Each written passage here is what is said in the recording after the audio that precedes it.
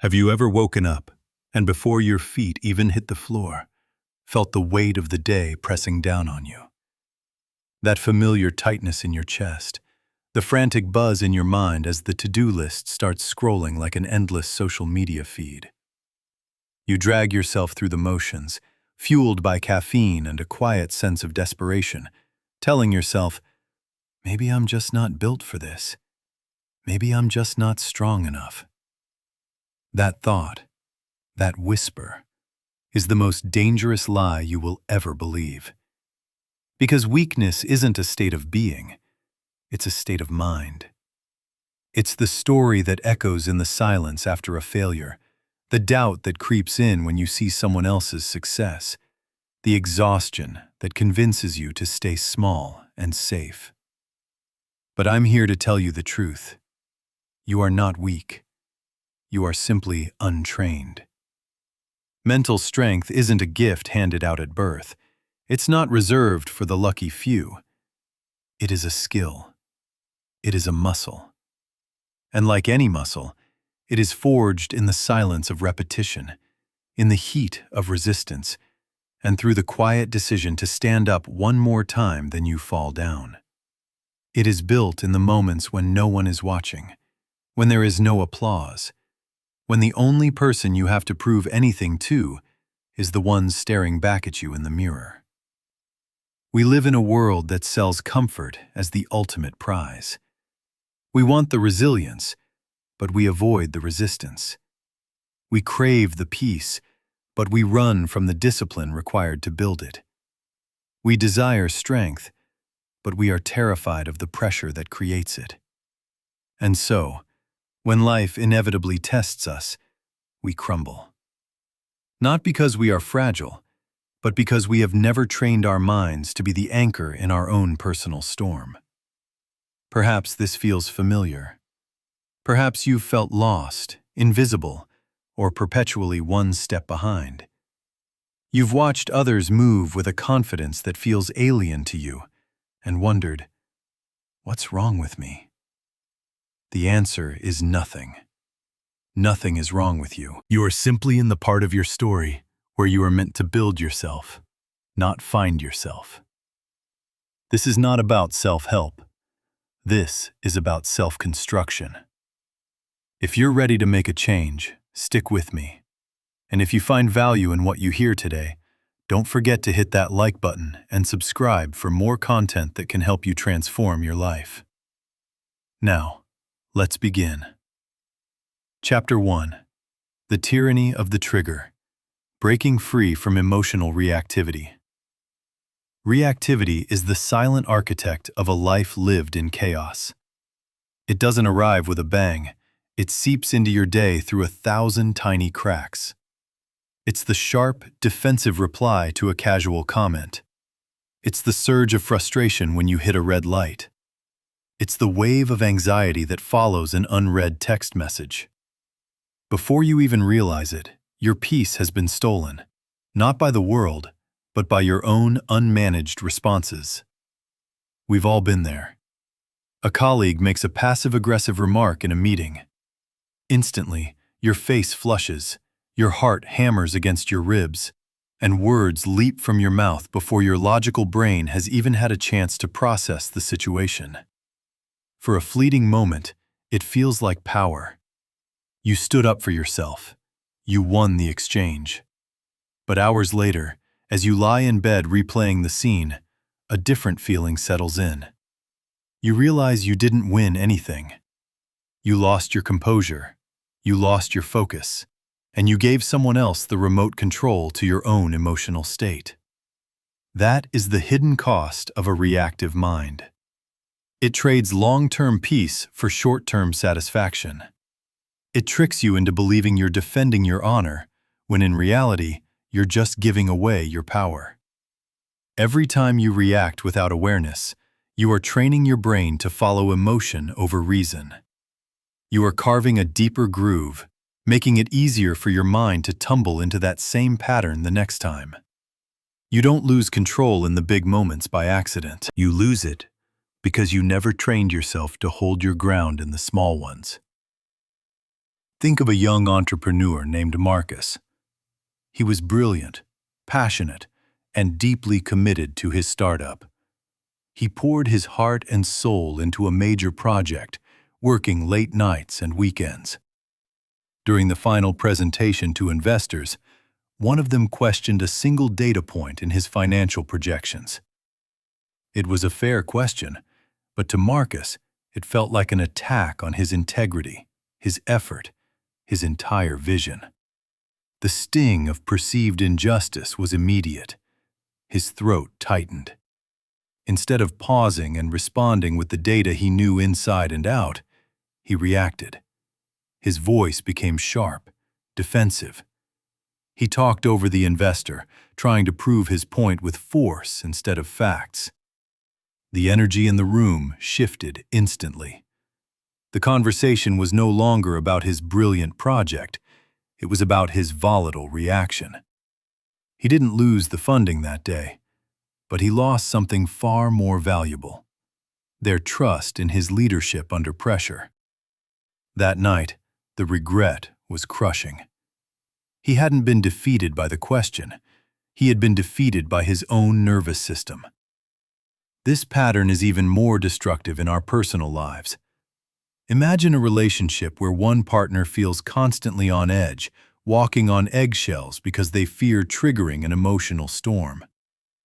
They start hiding their true feelings, not because they don't love you, but because they are exhausted by your reactions. The connection doesn't break.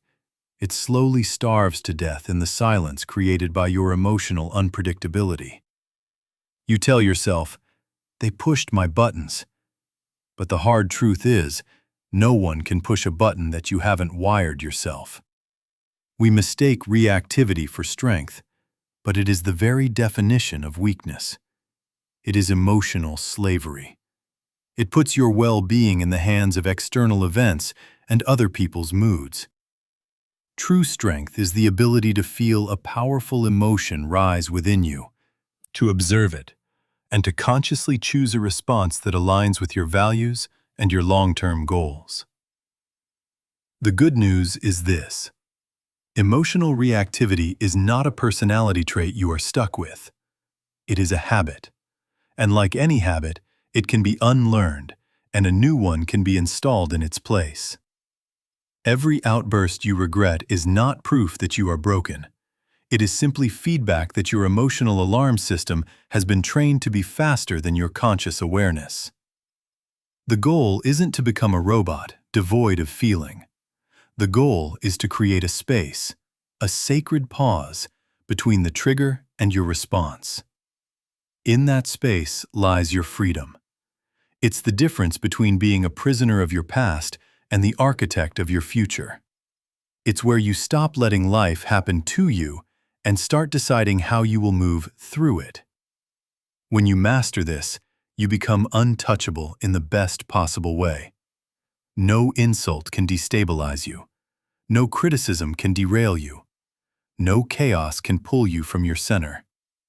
That is real power. Silent, steady, and profound. Reacting means they lead. Responding means you lead. And leadership of the self is the bedrock upon which an unbreakable life is built. Chapter 2: The Sabotage Switch. Why your brain fights your growth. Your brain is the most powerful survival machine ever created. It has kept your ancestors alive through famine, war, and plague.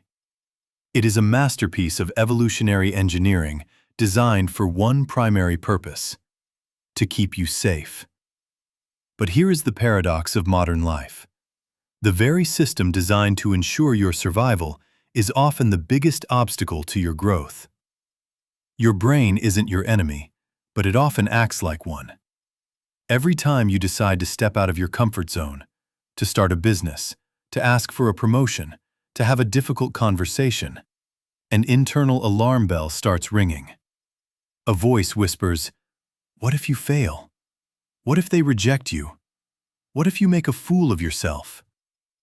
That isn't a sign of weakness. That is your brain doing its job. The problem is, it can't tell the difference between genuine danger and productive discomfort. To your ancient brain, the fear of being judged in a boardroom feels the same as the fear of being exiled from the tribe. The anxiety of public speaking triggers the same fight-or-flight response as facing a saber-toothed tiger. So it floods your system with cortisol and adrenaline, urging you to retreat to safety. And that is how your mind begins to sabotage your dreams, all while whispering that it's only trying to protect you. Let's look under the hood. Inside your skull, a constant battle for control is being waged between two key players. The first is your amygdala, the primal emotional core of your brain. It's the hypervigilant security guard that screams, "Threat! React now!" The second is your prefrontal cortex, the logical, rational CEO of your brain. It's the calm commander that says, "Hold on. Let's analyze this and make a strategic decision." Here's the critical issue. Your amygdala can fire and hijack your entire nervous system in as little as 12 milliseconds. Your logical prefrontal cortex, however, takes nearly half a second, 500 milliseconds, to catch up. That half-second gap is where a lifetime of regret is born. It's where you send the angry email, where you yell at your partner, where you freeze in a job interview. Your fear always gets a head start on your reason. Now, amplify this biological reality with the chaos of the 21st century. We are living in an age of digital warfare for our attention. Constant notifications, curated images of perfection on social media, an endless stream of bad news. It's an all-out assault on our nervous systems. Our brains are being trained to be hyper-reactive. It's like trying to run 20 browser tabs in your brain at once. Eventually, the whole system freezes and crashes. This is why so many of us feel chronically exhausted and anxious, even when our lives are objectively safe. Our bodies are in a living room, but our minds are stuck in a jungle, perpetually scanning for threats. Consider the story of a graphic designer named Chloe. She was incredibly talented, but every time she landed a major client, she would sabotage herself. She'd miss deadlines, pick apart her own work until it was paralyzed by perfectionism, or create unnecessary conflict with the client. From the outside, it looked like self-destruction. But the truth was simpler and far more profound. Chloe grew up in a chaotic household where peace was a rare and fleeting commodity. Stress, drama, and uncertainty were her normal. Her nervous system was conditioned for survival, not stability. So when her career started going well and a sense of calm and success began to settle in, it felt wrong. Her brain interpreted this newfound peace as an unfamiliar and therefore dangerous state. So it subconsciously created chaos to return to the feeling of normal it had known for decades. This is the essence of self-sabotage. Your mind mistaking peace for a threat because it has become addicted to the hormonal cocktail of stress. This is the war every one of us must learn to win. The war between the part of us that craves safety and comfort and the part of us that yearns for growth and evolution. Your brain doesn't care about your potential. It only cares about your protection. It would rather you survive in a cage of familiarity than thrive in the uncertainty of freedom. But comfort is the silent killer of greatness. To build true mental strength, you must become the master of your own biology. You have to learn to consciously widen that half-second gap between trigger and reaction. And the most powerful tool you have to do this is your own breath. When you feel that surge of fear, anger, or anxiety, take a slow, deliberate breath. In for 4 seconds, hold for 4, and exhale for 6. This simple act is a message sent directly to your amygdala. It says, "We are not under attack. Stand down." That breath is you, the conscious you. stepping in and telling your primal brain that you are in control. It's not just a relaxation technique. It's a neurological intervention. You are not the voice of doubt in your head. You are the one who hears it. That separation is everything. When a thought like, "You're not good enough for this," arises, you don't have to believe it. You can observe it and say, "Thank you for trying to protect me, but I'm going to do it anyway." When you can hear your fear without obeying it, you've taken back the keys to your own mind. You are not a victim of your brain's design. You are the programmer. Through awareness, repetition, and conscious action, you can rewrite every line of code that holds you back. You can teach your brain that discipline feels safer than indulgence, that calm is more powerful than chaos, and that the discomfort of growth is the only path to true security. Chapter 3: The Ladder of Awareness. The 4 Levels of Emotional Mastery. Every one of us is living at a certain level of emotional awareness. It's an invisible ladder, and where you stand on it determines the quality of your relationships, your career, and your inner peace. Some people spend their entire lives on the bottom rung, tossed about by the storms of their own emotions. Others climb, slowly and deliberately, until they reach a vantage point where they don't just control their emotions, they transform them. This journey is the path of emotional mastery. It's not about becoming cold or emotionless. It's about becoming emotionally intelligent, able to feel everything deeply, yet act with profound wisdom. The strongest people in the world are not those who feel the least. They are those who can hold the most intense emotions without losing their center. That is true power, calm in motion.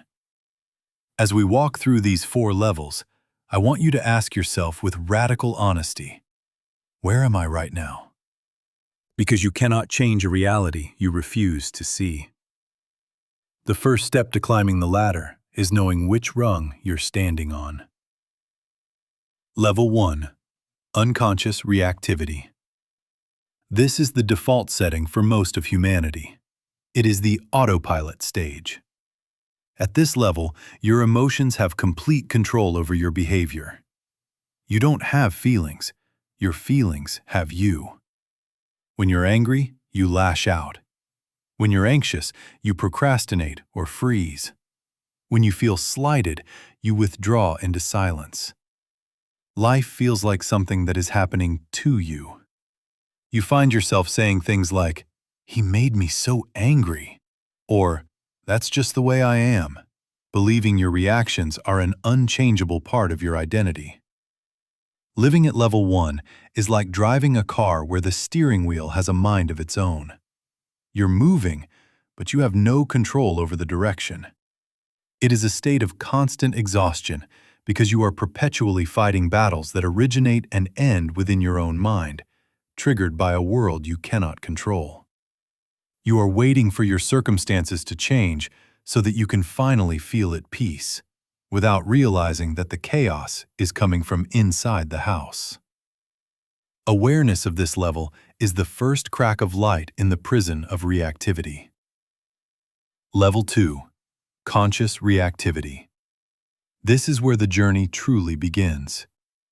At this level, you still react emotionally, but a new element has entered the equation: awareness. You hear yourself raising your voice, and a part of your mind whispers, "You're doing it again." You feel yourself spiraling into overthinking, and you know it's irrational, but you can't seem to stop the loop. You repeat the same self-sabotaging habit, filled with guilt and frustration the entire time. You know better, but you can't yet do better. This is arguably the most painful level to live in. You are awake enough to see your own patterns, but you don't yet have the strength or the tools to change them. It's like being trapped in a burning room while holding the key, but you haven't yet figured out how to fit it in the lock. But if you find yourself here, take heart. The pain you feel is the pain of growth. It is proof that you are becoming conscious. You are starting to learn the language of your emotions, to see the stories behind them. I get defensive when I feel misunderstood. I shut down when I feel overwhelmed. This awareness, as uncomfortable as it is the fertile ground from which mastery will grow. Level 3. Conscious response. This is where discipline and intention take the throne. The same triggers arise, the criticism, the disappointment, the fear. But now there is a pause. In that pause, you make a choice. You breathe before you speak. You choose silence when your ego wants to scream. You begin to value your long-term peace more than your short-term need to be right. At this level, you realize that not every battle needs to be fought. Not every comment needs a reply. And not every feeling needs to be immediately expressed.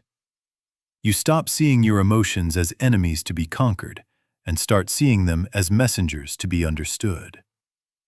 Anger becomes a signal that a boundary has been crossed. Fear becomes an indicator that you are at the edge of your comfort zone, where growth happens. Sadness becomes a tribute to something that mattered deeply. You work with your emotions, not against them. You are no longer the storm. You are the anchor within it. This is emotional intelligence in action. Level 4. Emotional alchemy. This is the highest level of mastery. Here, you don't just manage your emotions, you transmute them. You turn pain into purpose, fear into fuel, and failure into focus. Emotion is no longer a force to be contained. It is raw energy to be consciously directed. When anger rises, you don't suppress it. You channel its fiery energy into a disciplined workout or a courageous conversation. When you feel the cold grip of anxiety before a major event, you don't fight it. You reframe it as excitement and use it to sharpen your focus. When a wave of sadness for a past loss washes over you, you don't numb it. You allow it to deepen your empathy for others who are suffering. At this level, you are not trying to be calm. You are the calm.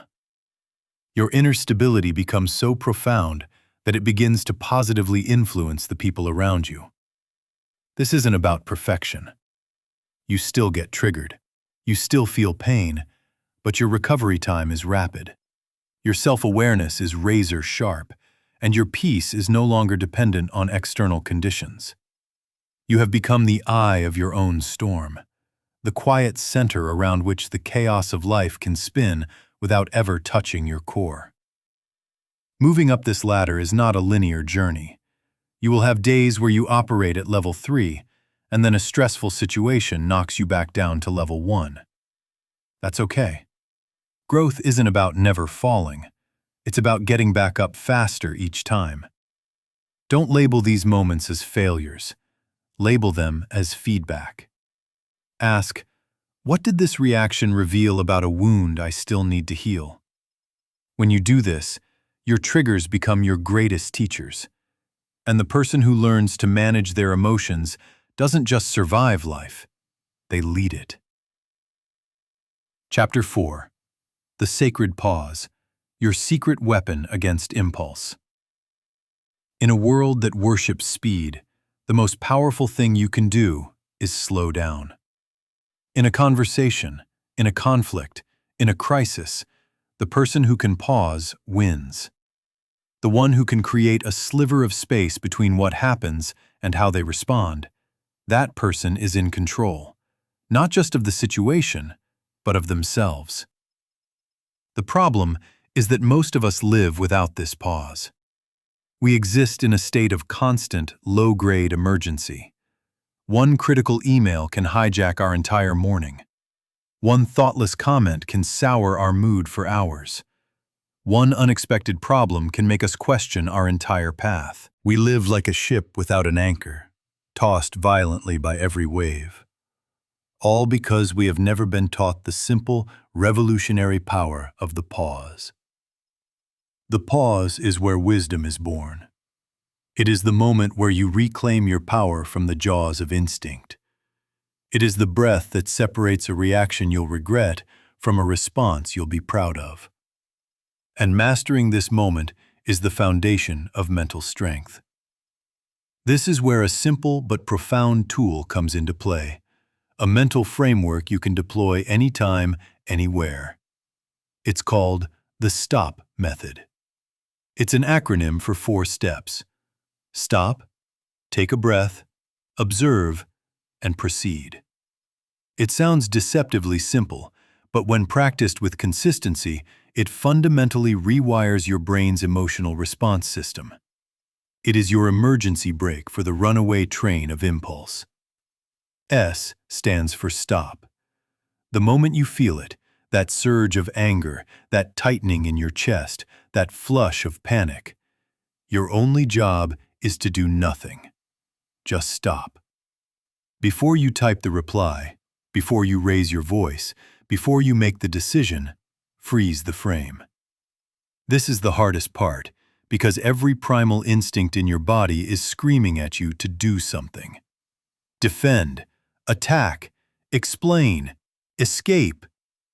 But that very instinct is the engine of your suffering. Stopping is not a sign of weakness.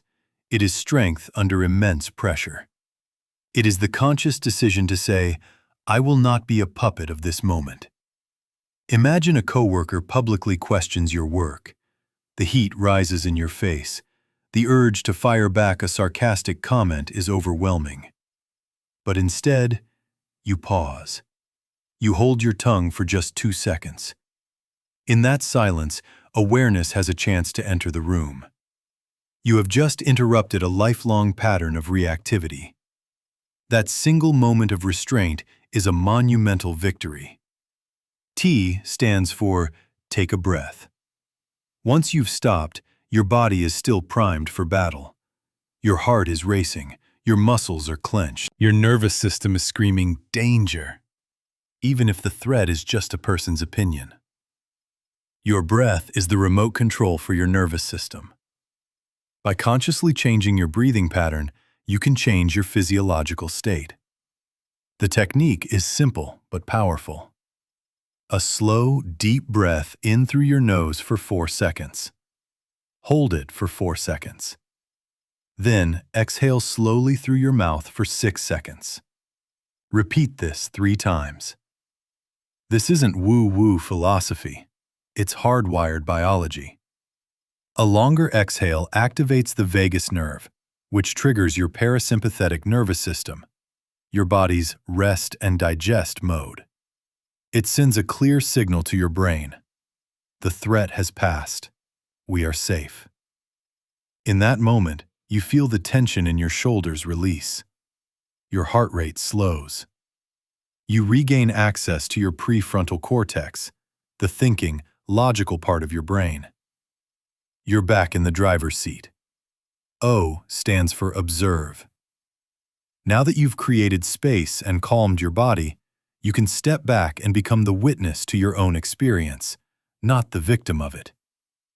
Observe what is happening, both internally and externally, with a sense of detached curiosity. Ask yourself a few key questions. What is actually happening right now, stripped of my emotional story? What am I feeling in my body? What is the story I am telling myself about this situation? What assumptions am I making? Observation separates fact from the fiction your emotions are creating. Maybe your partner's silence isn't a sign of rejection. Maybe they're just exhausted from a long day. Maybe your boss's critique wasn't a personal attack. Maybe they are under pressure from their own superiors. Observation turns judgment into curiosity. It turns emotional chaos into useful data. You begin to realize that an emotion is not a command. It is merely a suggestion. It's your mind saying, pay attention. Something here matters to you. When you can observe your own anger without becoming it, You have achieved a profound level of freedom. P stands for proceed. Only after you have stopped, breathed, and observed are you ready to act. But now, you will not be proceeding from a place of raw emotion. You will be proceeding with intention. This doesn't mean you do nothing. It means you choose your action based on your desired outcome and your core values, not your immediate feelings. Ask yourself, what do I truly want to happen here? Will my intended reaction move me closer to or further from that outcome? Is this response coming from a place of strength or a place of fear? Let's go back to that meeting. After you stop, breathe, and observe, you realize that reacting defensively will only undermine your authority. So, you proceed with calm confidence. You look at your coworker, smile calmly, and say, "That's a valid point to consider." The data behind that decision is on page 12 of the report, which shows X, Y, and Z. I'm happy to walk you through it after the meeting if you'd like. In that moment, the storm is over. You didn't just win the point, you demonstrated unshakable composure, which is far more powerful. The STOP method is a training regimen. You must practice it in the small moments of friction. When the Wi-Fi is slow, when you're stuck in traffic, when someone cuts in line. Because how you handle the minor irritations determines how you'll handle the major crises.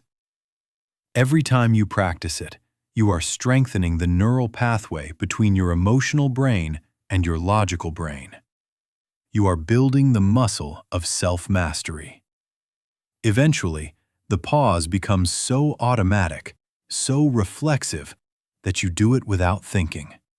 And when calm becomes your instinct, chaos loses its power over you. Chapter 5. The Alchemist's Toolkit. Advanced Mental Engineering. You have learned to create the pause. You have built the foundation of awareness. Now, it is time to move from defense to offense. It's time to stop just surviving your emotions and start actively sculpting them into the tools of your success. This is where we move beyond control and into the realm of transformation. This is mental alchemy.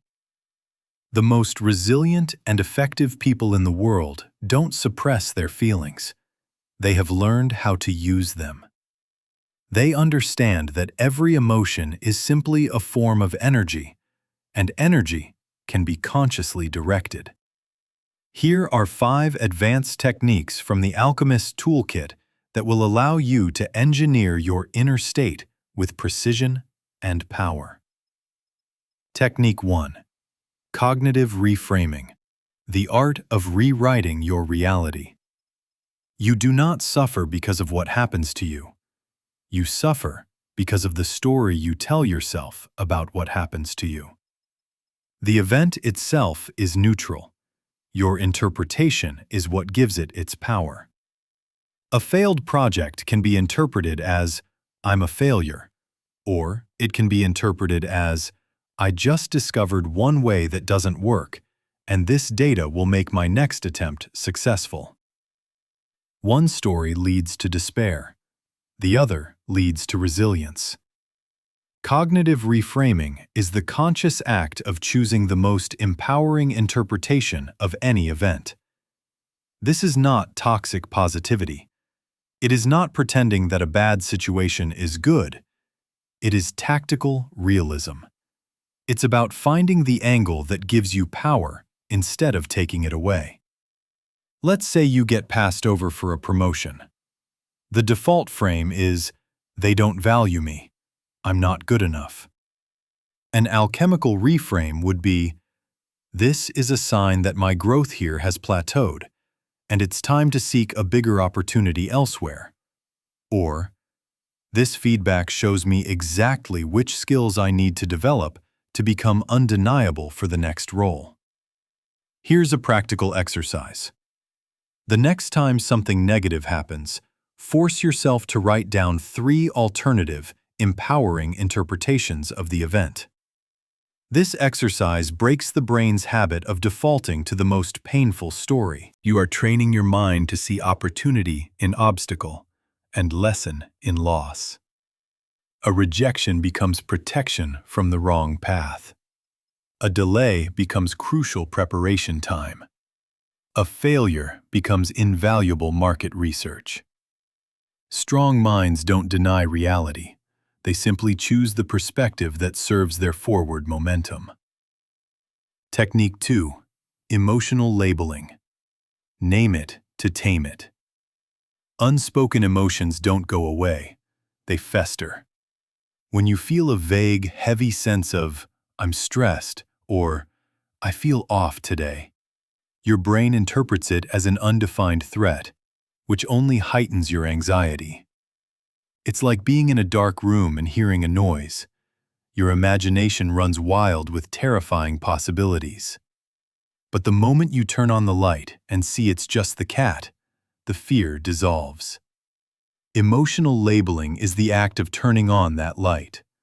Neuroscientists have shown that the simple act of naming an emotion, saying to yourself, "I am feeling anxious," or "I am feeling disappointed," immediately reduces its intensity. It shifts brain activity from the reactive amygdala to the logical prefrontal cortex. You literally calm yourself down just by being precise. So instead of saying, "I'm overwhelmed," get specific. "I am feeling anxious because I have 3 competing deadlines, and I fear I will let people down." Precision turns a foggy, unmanageable feeling into a concrete problem that can be solved.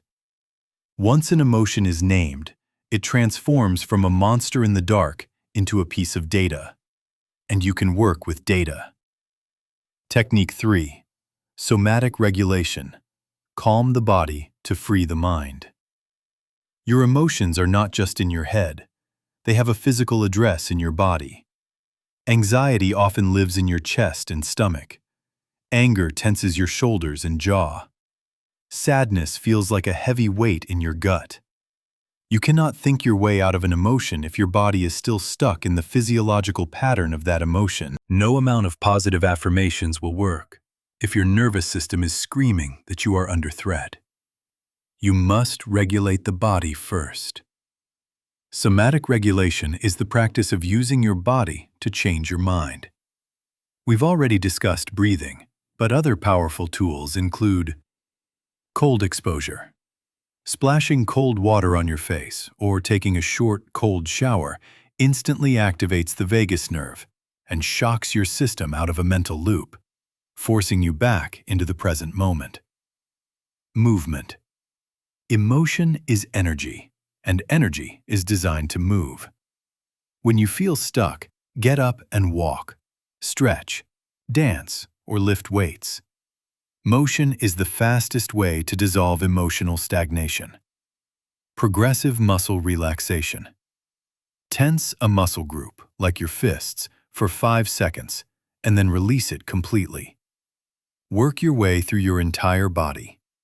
This teaches your body the difference between tension and relaxation, giving you conscious control over it. When you learn to speak the language of your body, you stop being a prisoner of your biology. Technique 4. Timeline reframing. Zoom out to find peace. Most of our emotional suffering comes from a distorted sense of time. In a moment of crisis, our minds zoom in so close that the problem fills our entire field of vision. It feels permanent, all-consuming, and catastrophic. We say things like, "My life is ruined," or "I'll never get over this." Timeline reframing is the mental skill of zooming out. When you are faced with a painful situation, ask yourself this powerful question. On a scale of my entire life, how much will this matter in 1 week? In 1 year? In 5 years? The answer is almost always very little or not at all. That embarrassing mistake you made at work today will likely be forgotten by everyone, including you, in a month. The stressful confrontation you're dreading will be a 15-minute event in a life that contains millions of minutes. This technique shrinks the perceived threat and reminds your brain that this moment is temporary. It's like looking at a single terrifying pixel up close and then zooming out to see it's just a tiny, insignificant part of a beautiful, vast picture. When you can rise to the balcony of perspective, you stop drowning in the immediacy of the moment. Technique 5. Energy management. Protect your power source. You cannot be emotionally resilient if you are biologically depleted. Emotional regulation is a high-energy activity. A tired, dehydrated, or malnourished brain is an impulsive and negative brain. You don't always need complex psychological strategies to manage your mood. Sometimes, you just need a glass of water, a good night's sleep, or a balanced meal. Think of your energy as your mental currency. Every decision, every interaction, and every worry spends it. You must be as intentional about replenishing your energy as you are about spending it. This means prioritizing sleep. 7 to 9 hours is non-negotiable. Sleep is when your brain cleans house and resets your emotional control center. Fueling your brain. Your mood is directly linked to your blood sugar. Eat protein and healthy fats with every meal to avoid the emotional roller coaster of sugar crashes. Curating your intake. What you consume digitally consumes you mentally. Unfollow negative accounts. Limit your intake of outrage-inducing news. Your attention is your most valuable asset. Protect it fiercely. These 5 techniques, when practiced together, create a powerful upward spiral. Your mind sharpens your body stabilizes your emotions, and your balanced emotions fuel your discipline. This is how high performers operate. They don't have fewer emotions than the rest of us. They just have a much better toolkit. Chapter 6. The Unbreakable Baseline. Forging Strength in the Ordinary. Mental toughness is not forged in the fire of a single dramatic crisis. It is forged in the quiet, unglamorous discipline of your daily routine. The storm doesn't make you strong. It merely reveals the strength you have already built. The real work happens in the calm days, in the mundane choices you make from the moment you wake up. This is your baseline, the foundation of habits upon which your entire mental and emotional resilience rests. Most people get this backward. They only seek strength when they are already falling apart. They start meditating when they're having a panic attack. They try to fix their sleep schedule after they've already burned out. They look for healthy food after their energy has already crashed. That's like trying to build a foundation during an earthquake. It doesn't work.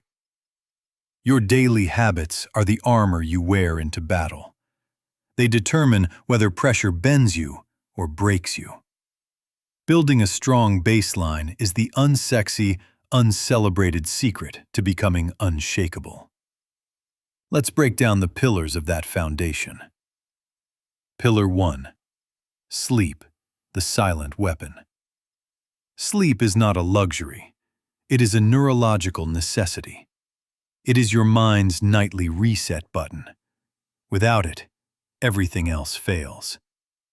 When you are sleep-deprived, your amygdala, your emotional alarm system, becomes up to 60% more reactive. Your prefrontal cortex, your rational command center, goes offline. This is why small problems feel like catastrophes when you're exhausted. It's why your patience vanishes and your impulses take over. You cannot outthink, outwork, or outmeditate fatigue. You must surrender to your biological need for recovery. Protect your sleep like it's a priceless asset. Aim for 7 to 9 hours consistently. Create a sanctuary in your bedroom. Make it dark, cool, and quiet. Establish a wind-down routine. No screens for at least an hour before bed. The blue light from your phone is a signal to your brain that it's still daytime, sabotaging your body's natural sleep cycle. Fix your sleep, and you fix half of the emotional chaos in your life. A rested mind doesn't overreact. It responds with clarity. Pillar 2. Nutrition. Fueling your focus. Your brain is the most energy-intensive organ in your body. It weighs only about 2% of your body mass, but consumes over 20% of your daily calories. This means that the food you eat directly dictates the quality of your thoughts, your mood, and your ability to focus. Stable emotions require stable blood sugar.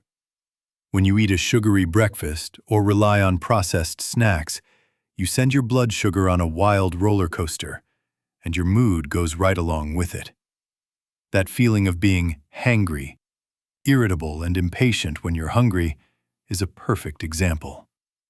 It's not a personality flaw. It's a biological response to unstable energy. The rule is simple. Eat real food. Prioritize protein, healthy fats, and complex carbohydrates. Drink more water than you think you need. Even mild dehydration can manifest as anxiety and brain fog. You don't need a perfect diet, but you do need a consistent one. What you feed your body becomes the raw material for your thoughts and emotions. A disciplined diet builds a disciplined mind. Pillar 3. Movement. The ultimate emotional regulator. You can't always think your way out of a negative spiral, but you can almost always move your way out of one. Movement is the fastest way to change your emotional state because it changes your body's chemistry. When you exercise, your body burns off stress hormones like cortisol and adrenaline. Simultaneously, it releases endorphins, which act as natural mood elevators, and increases your brain's sensitivity to dopamine, the neurotransmitter of motivation and reward. Whether it's a high-intensity workout, a long run, a yoga class, or simply a 20-minute walk in nature, movement is like a reset switch for your nervous system. A body in motion teaches the mind to be resilient. When your thoughts are stuck in a loop, don't argue with them. Move. It's the most direct path back to mental balance. Pillar 4. Stillness. The invisible anchor. In a world filled with noise, stillness is a superpower. Your baseline must include intentional moments of doing nothing. This is not about being lazy, it's about strategic recovery. Call it meditation, call it mindfulness, call it quiet reflection. The name doesn't matter, the practice does. Just 5 to 10 minutes a day of sitting in silence, focusing on your breath, can begin to rewire your brain for calm. This practice trains your attention and teaches you to observe your thoughts without getting entangled in them. You learn to be the calm witness to the chaos of your mind, which creates a profound sense of inner space and control. Stillness isn't emptiness. It's a charging station for your soul. It's where you untangle the knots of the day and return to your center. Pillar 5. Strategic discomfort. The vaccine against weakness.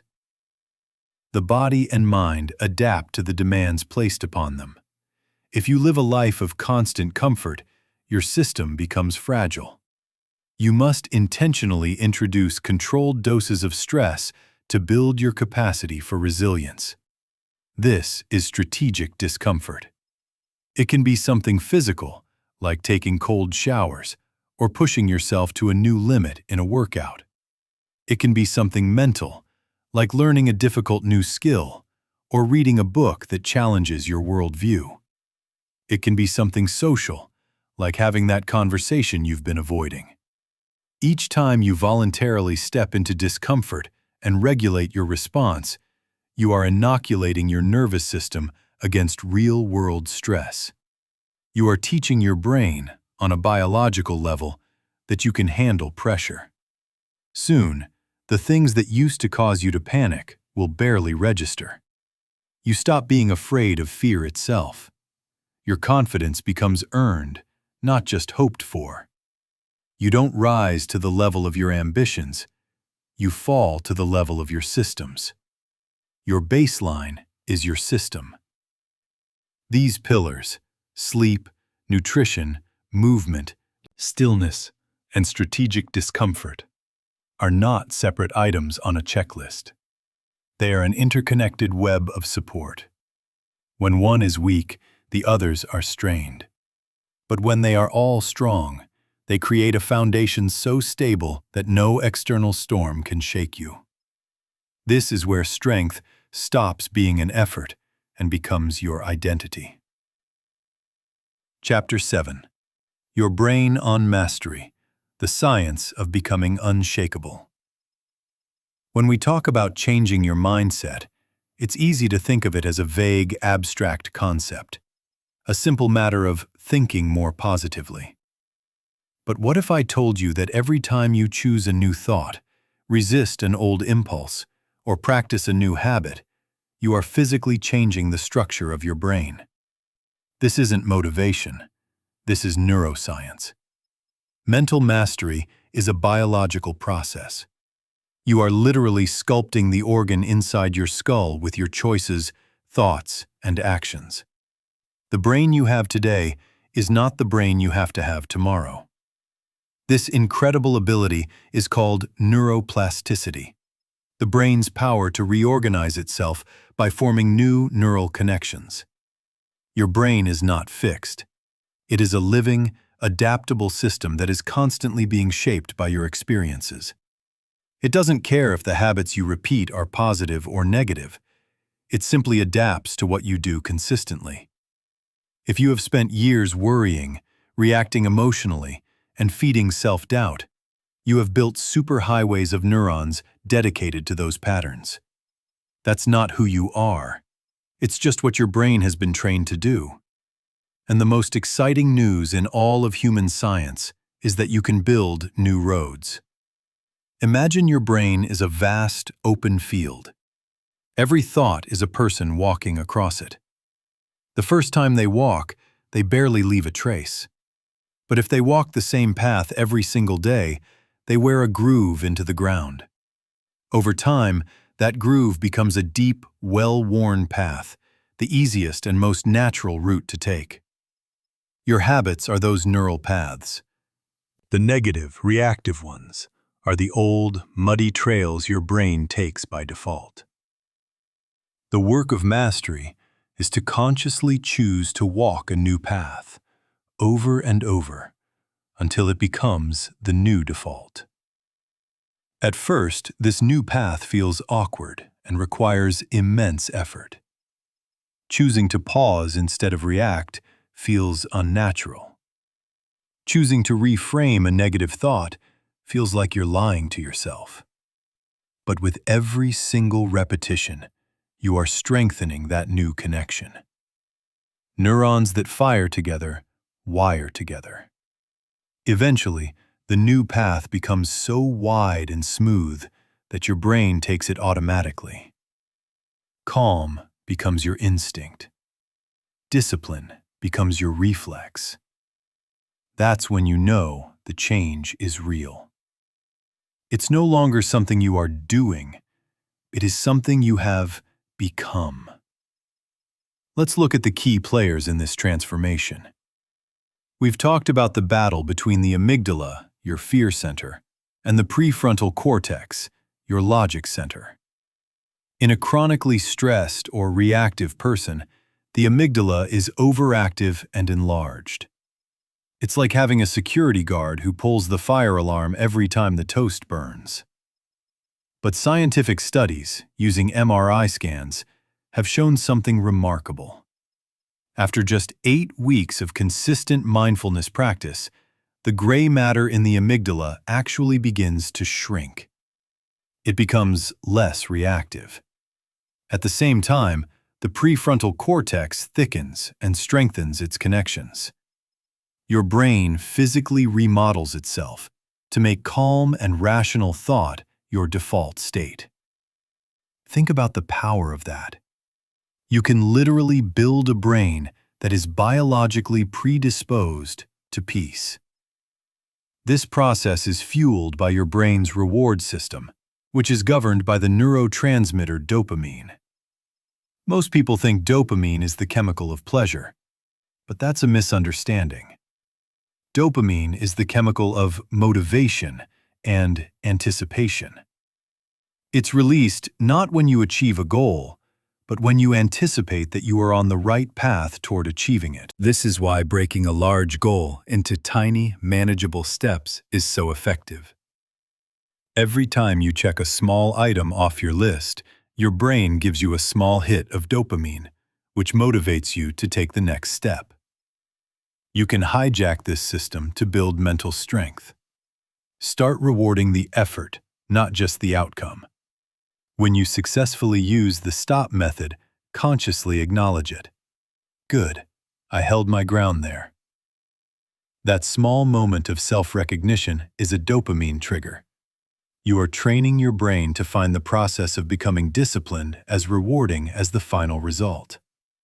Soon, your motivation becomes self-sustaining. Effort creates dopamine, dopamine fuels more effort, and this creates a powerful feedback loop of momentum. Finally, we must acknowledge the powerful influence of your environment. Your brain contains specialized cells called mirror neurons.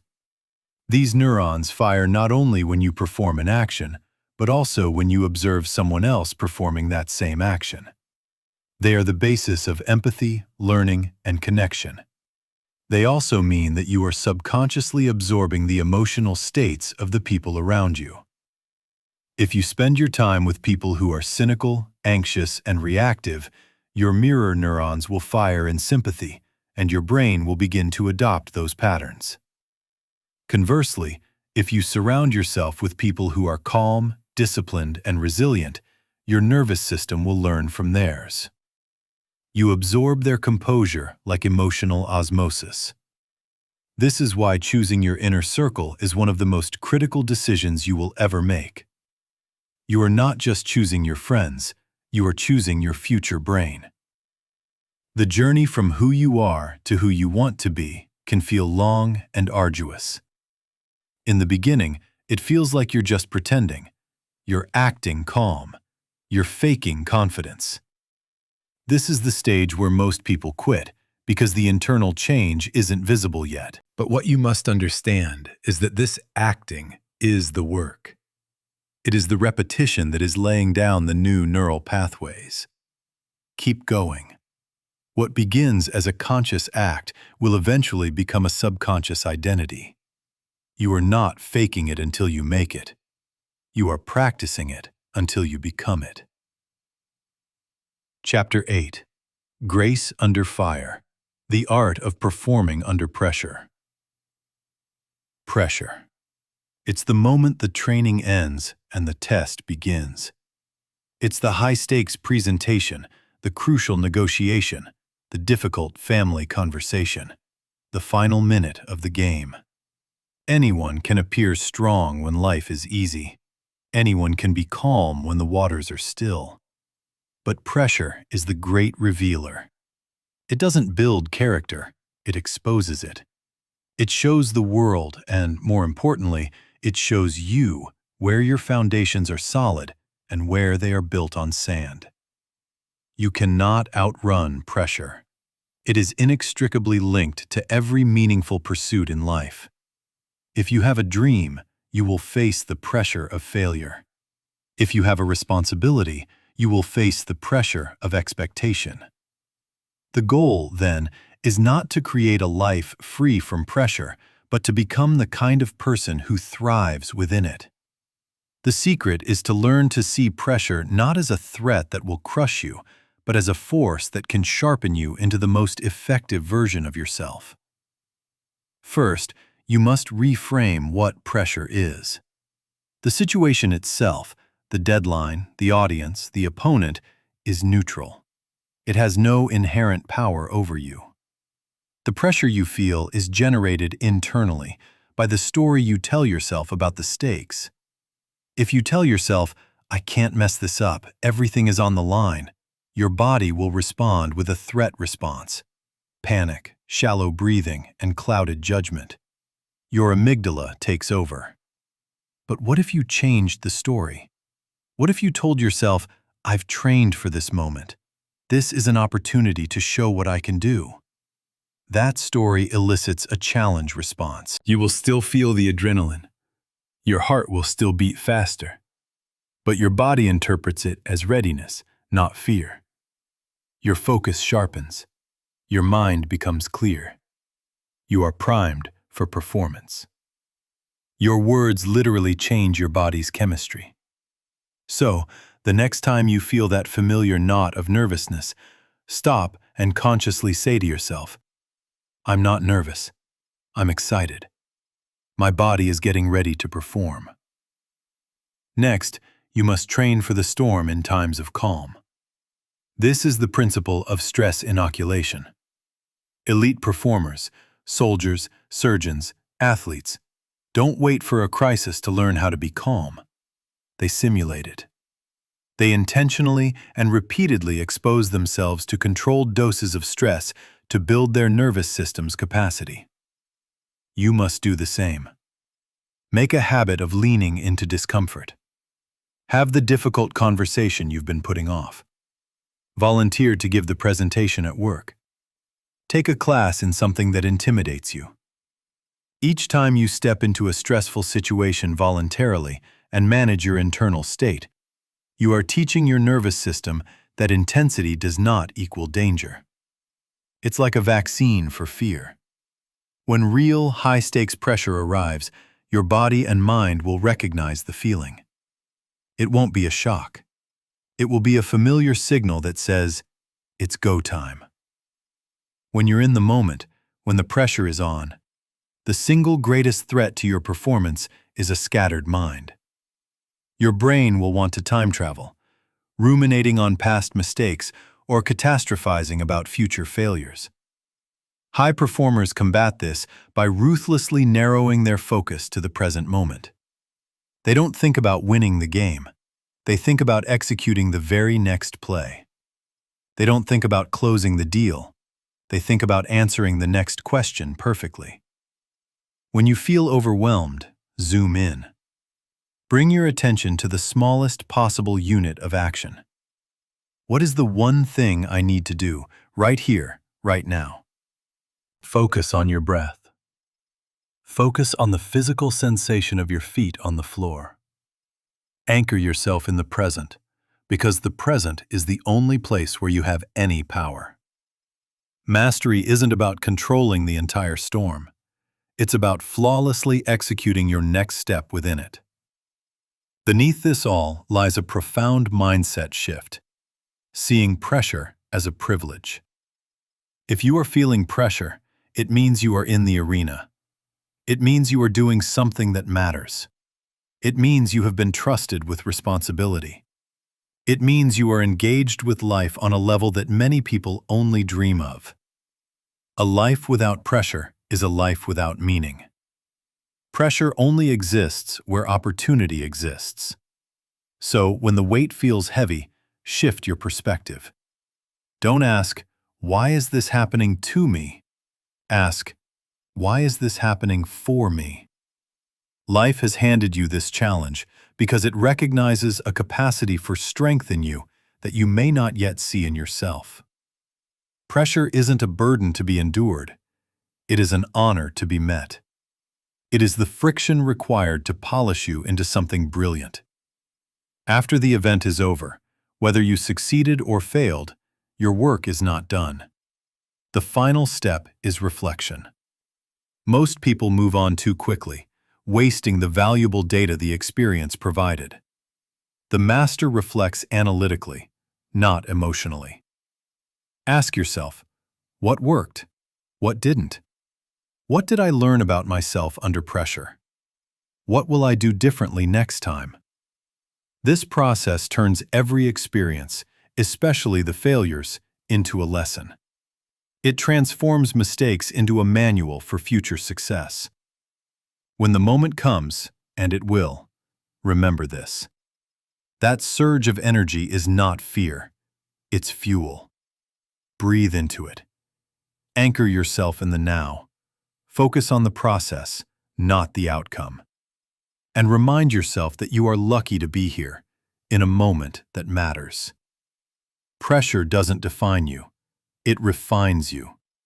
It is the chisel that reveals the masterpiece within. Chapter 9. Forged in Fire. Turning your pain into your power. Pain is the most profound and honest teacher you will ever have. It doesn't care about your plans, your comfort, or your excuses.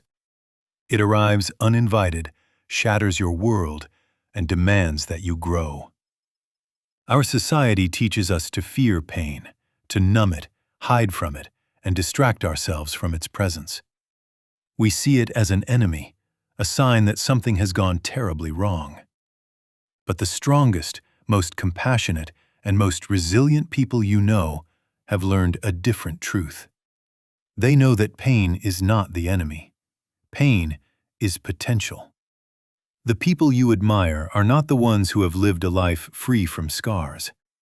They are the ones who have learned how to turn their scars into sources of strength. Every heartbreak, every failure, every loss was not an endpoint. It was a forge. They did not escape their pain. They learned how to use it.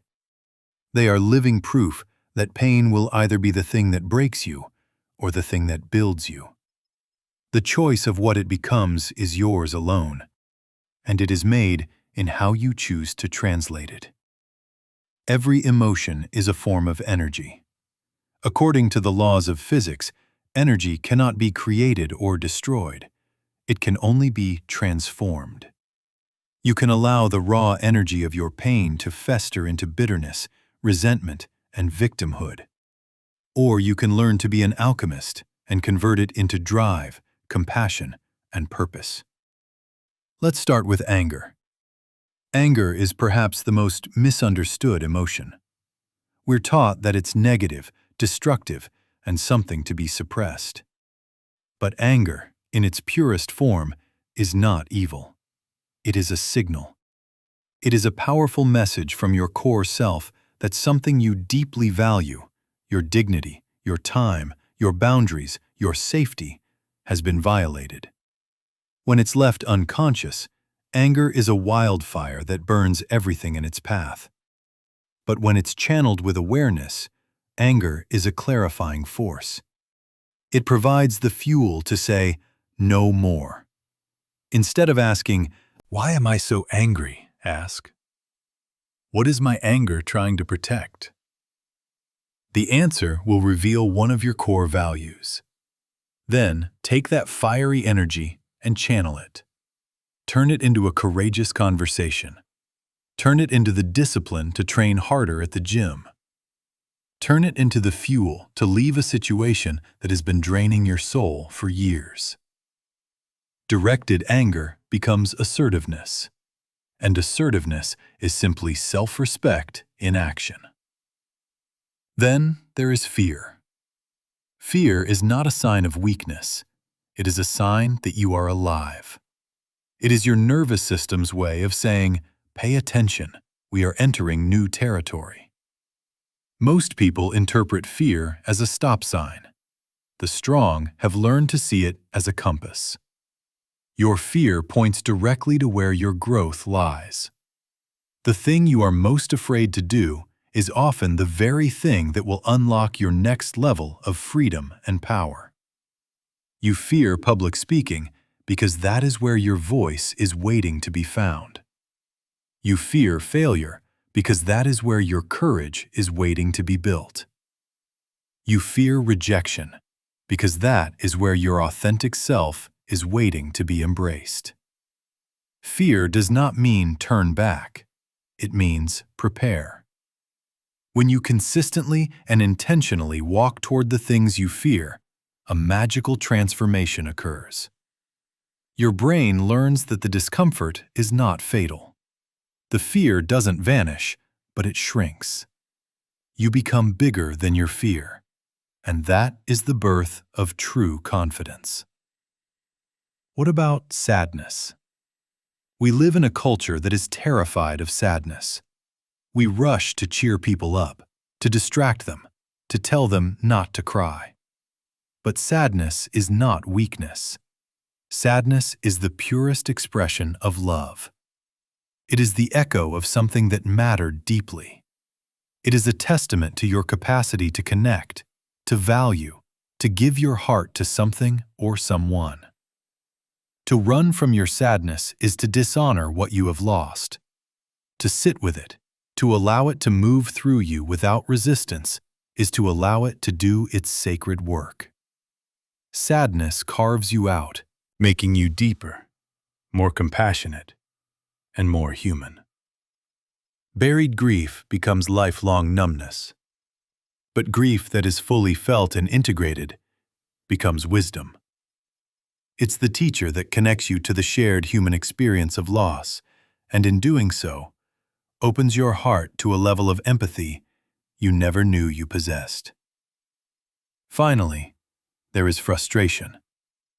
Frustration is the emotion of the ambitious soul.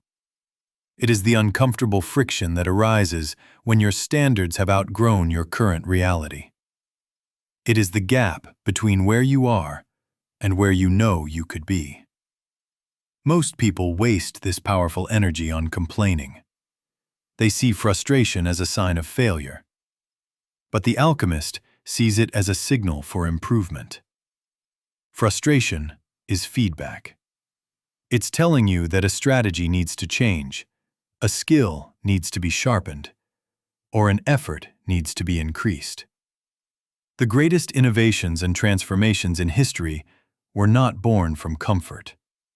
They were born from people who got so frustrated with the status quo that they dedicated their lives to changing it. So when you feel frustrated, don't despair. Get curious. Let it sharpen your focus. Let it fuel your resolve. Frustration, when channeled, is the spark that ignites mastery. Pain is not meant to be a permanent residence. It is a temporary teacher. Feel it, but don't become it. Name it to understand its message. Learn from it to honor its visit. And then, channel its energy into creating something new. A stronger boundary, a braver action, a deeper connection, a more disciplined craft. Your scars are not signs of damage. They are symbols of your strength, proof that you were stronger than whatever tried to break you. Chapter 10. The Human Connection. Emotional intelligence in a chaotic world. You can build an ironclad mindset in solitude. You can meditate, journal, and train until you are the master of your own inner world. But the true test of your strength comes when you step back into connection with other people. The real world, with its messy, beautiful, and unpredictable human relationships, is the final exam for emotional mastery. The true measure of your strength isn't how calm you can be when you are alone, but how centered you can remain when someone else's emotional storm collides with yours. All your theories and practices are put to the test in a single moment of criticism from a loved one, a misunderstanding with a colleague, or the silent treatment from a friend. This is where emotional intelligence moves from a concept to a living reality. Emotional intelligence in relationships is not about being detached, aloof, or always in control. It is about being profoundly grounded. It is the ability to be fully present with another person, to hold space for their emotions without becoming consumed by them, and to communicate your own truth with clarity and compassion. It is the art of creating connection without creating chaos.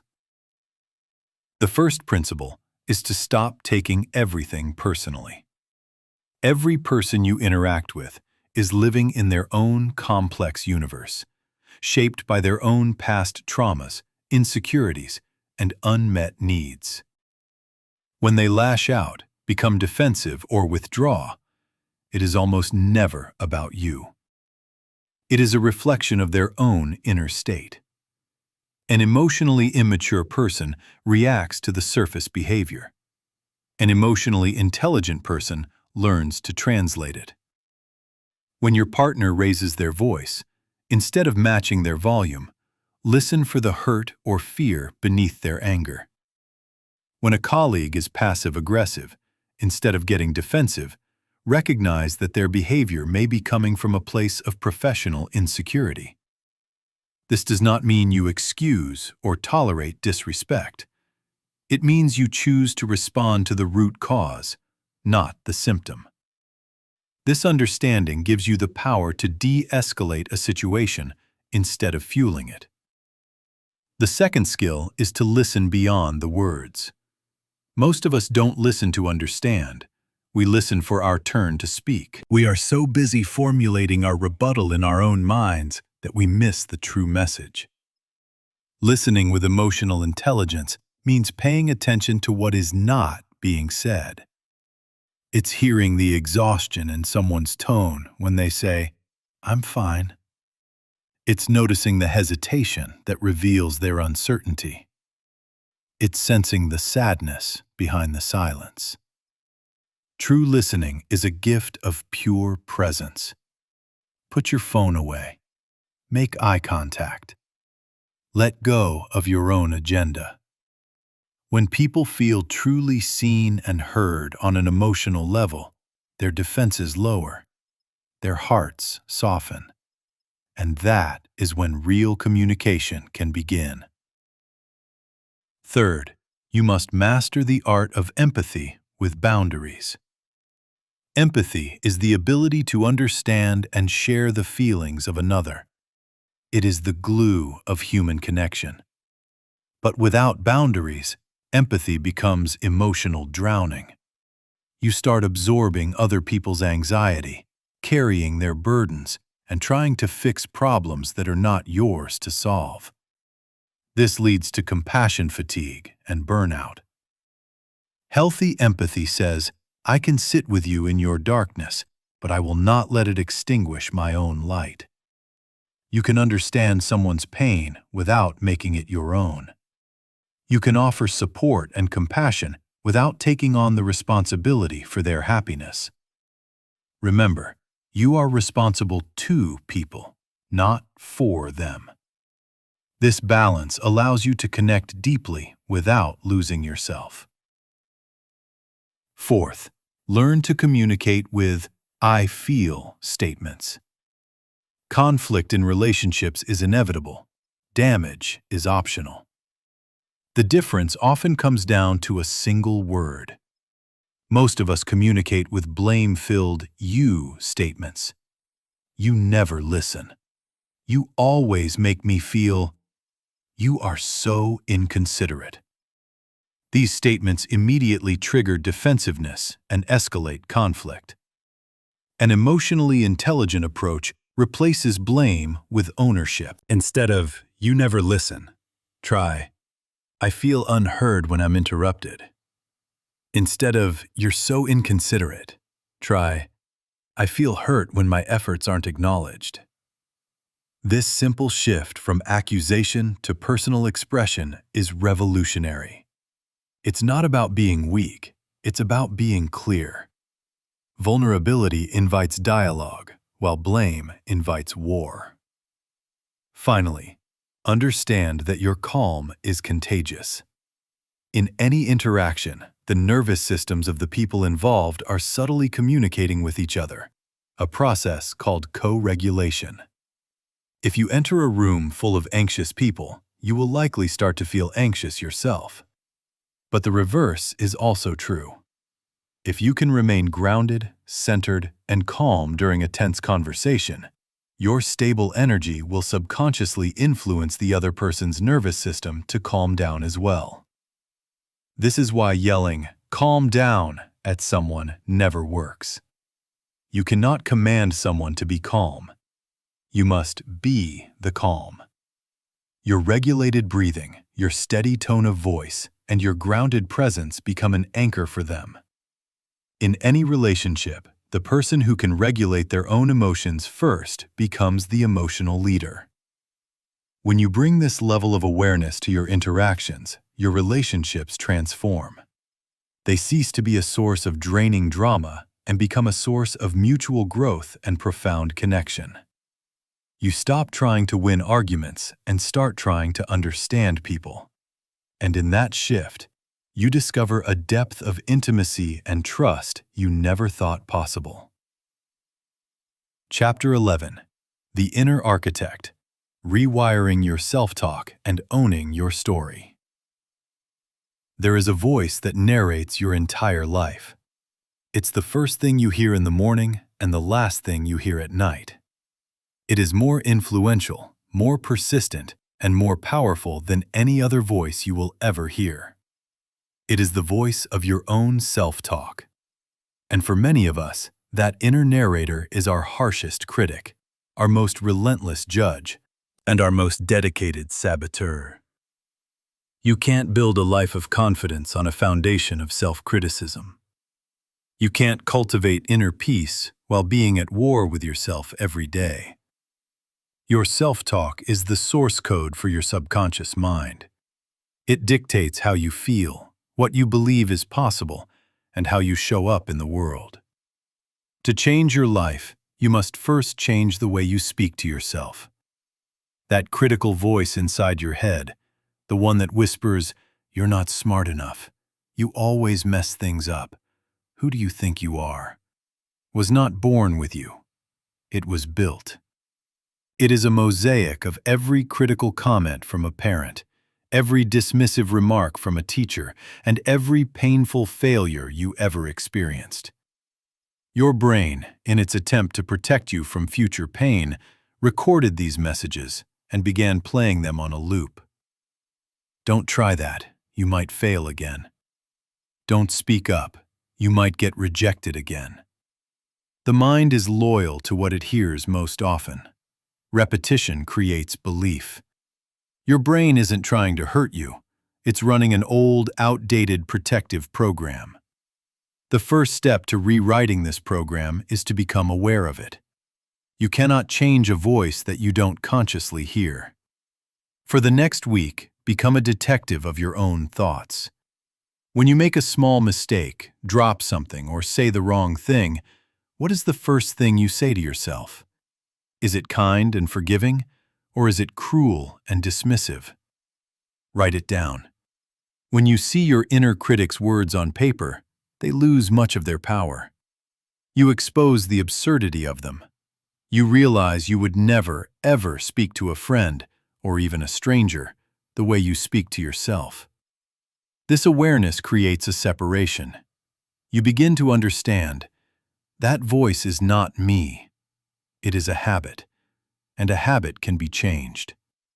The next step is to consciously replace the old script.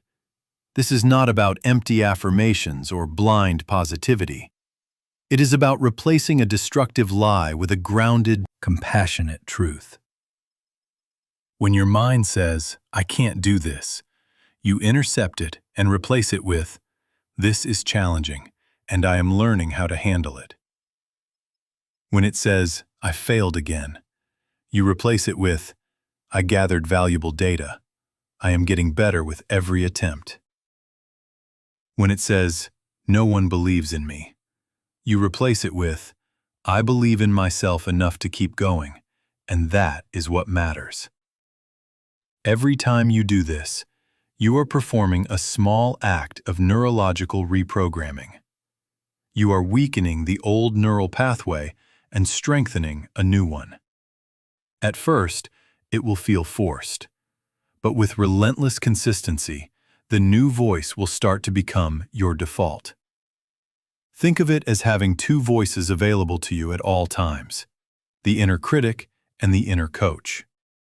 The critic focuses on judgment, comparison, and what is lacking.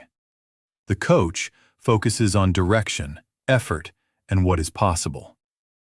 The voice that grows stronger is simply the one you choose to listen to more often. You don't have to silence the critic. You just have to stop giving it the microphone. This rewiring process is incomplete without the crucial element of self-forgiveness. You cannot build a new future while punishing yourself for your past. The guilt from your old mistakes is the glue that holds the negative story together. You must forgive yourself for the times you didn't know better, for the years you operated from a place of fear instead of strength. For every mistake that was, in reality, a lesson in disguise. Self-forgiveness is not an excuse. It's an acknowledgement. It says, "That happened. I have learned from it, and I am no longer willing to carry its weight." It is the act of closing the emotional loops that keep you tethered to a version of yourself that no longer exists. Finally, you must begin to speak and act from the identity of the person you want to become. Don't just change your thoughts, change your language. Instead of saying, "I'm trying to be more disciplined," start saying, "I am a disciplined person." Instead of, "I hope I can be confident," declare, "I am someone who shows up with confidence." Your brain is wired to maintain a consistent sense of identity. When you start defining yourself in these new terms, your subconscious mind will work to align your actions with that new identity. You are the architect of your inner world. The words you use are your bricks and mortar. You have the power to dismantle the prison of self-criticism and build a sanctuary of self-respect in its place. Every thought is a choice. Every word is a creation. Choose to speak to yourself as if you are someone you love, someone you believe in, and someone you are committed to helping succeed. When your inner voice becomes your greatest ally, you become unstoppable. Chapter 12. The Eye of the Storm. Living a Life of Grounded Power. There comes a point on this journey where you realize that the goal was never to stop the storms of life. The storms will always come. The waves of chaos, uncertainty, and change will never cease. The true goal was to build something within you that the storms cannot touch.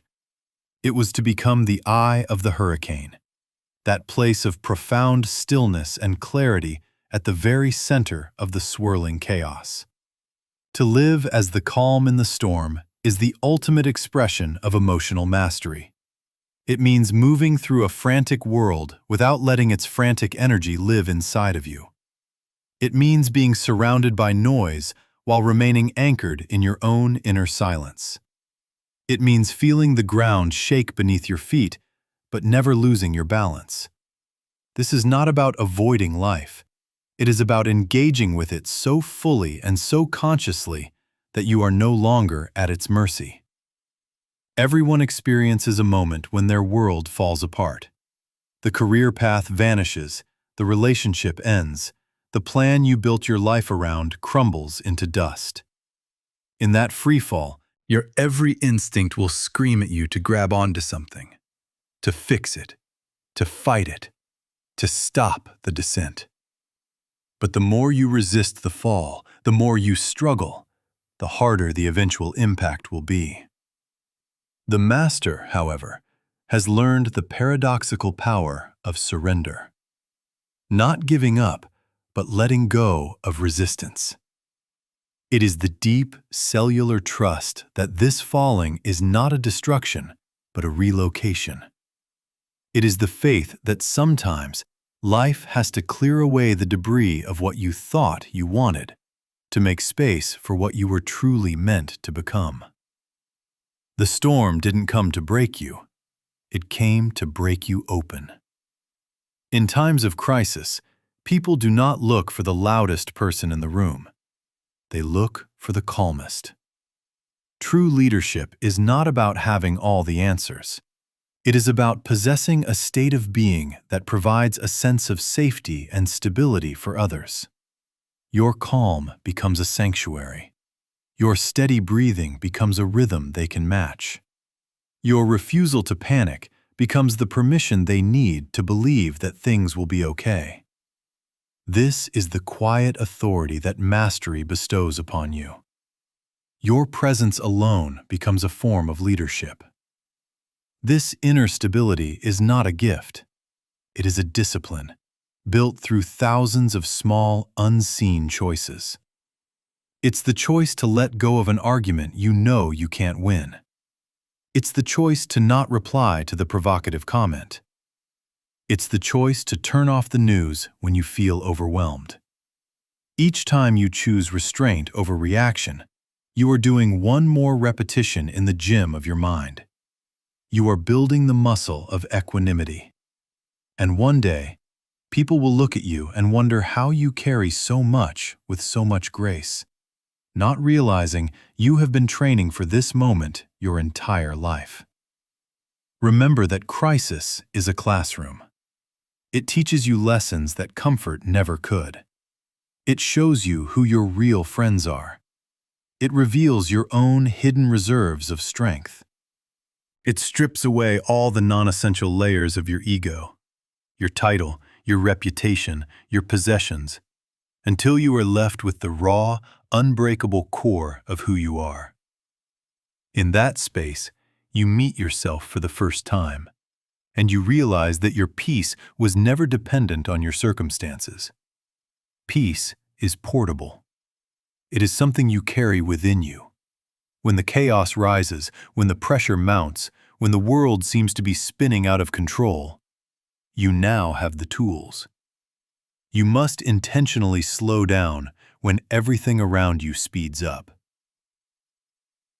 First, pause the body. Stop moving. Stop talking. Stillness signals safety to your brain. Second, anchor with your breath. A slow, deep exhale is the most powerful tranquilizer known to man. Third, name the facts. Strip away the emotional story and focus only on what is objectively, undeniably true in this moment. This brings your logical brain back online. Fourth, take the next smallest step. Don't try to solve the whole problem. Just do the next right thing. This is how you stay grounded. Calm is not the absence of the storm. It is the ability to move through the storm. One conscious breath, one intentional step at a time. You began this journey seeking to control your emotions, to manage your mind, to build your strength. But now you understand a deeper truth. Control was just the training wheels. True freedom comes when you no longer need to control everything, because you have developed an unshakable trust in your ability to handle anything. You are no longer the same person who started listening to this audiobook. You have been building something. A mind that no longer bends so easily to the winds of circumstance. A heart that no longer breaks in the same way. And a spirit that is no longer afraid of its own depth. The work is never truly done. Mastery is not a destination you arrive at. It is a path you choose to walk, every single day. But you now walk it differently. You walk it with awareness. You walk it with power.